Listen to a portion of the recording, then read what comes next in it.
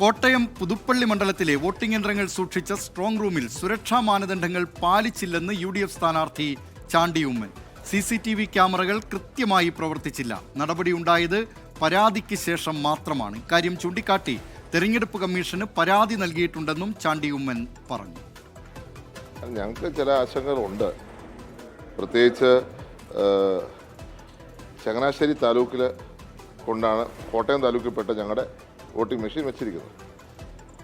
Usually നിയമപ്രകാരം നമ്മളൊന്ന് അറിയിക്കേണ്ടതുണ്ട്. പക്ഷേ വാട്സപ്പിൽ അറിയിച്ചെന്നാണ് അവർ പറയുന്നത്. ഏതായാലും എൻ്റെ നോട്ടീസിൽ വരുന്നത് ഈ പ്രശ്നം വരുമ്പോഴാണ്. പിന്നെ ഇത് ആര് തീരുമാനമെടുത്തു അങ്ങോട്ട് കൊണ്ടുപോകാൻ, അതിനൊരു ഉത്തരം കിട്ടിയിട്ടില്ല. അപ്പോൾ ചില ആശങ്കകൾ അങ്ങനെയുണ്ട്. കഴിഞ്ഞ ദിവസം കുറച്ച് CCTVകളുടെ അഭാവം കണ്ടു, അത് സൂചിപ്പിച്ചു, അവരത് പരിഹരിച്ചു എന്ന് പറയുന്നു.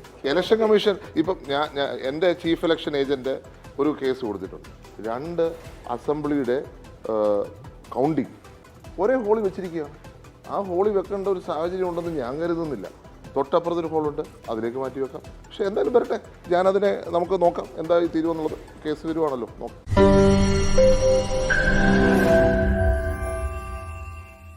ലോകത്തെവിടെയായാലും ഏത് സമയത്തും 24 വാർത്തകളും ഓഗ്മെന്റഡ് റിയാലിറ്റി പാക്കേജുകളും എക്സ്പ്ലെയിനറുകളും വിശദമായി കാണാൻ ഞങ്ങളുടെ YouTube ചാനൽ നിങ്ങൾക്ക് സബ്സ്ക്രൈബ് ചെയ്യാം.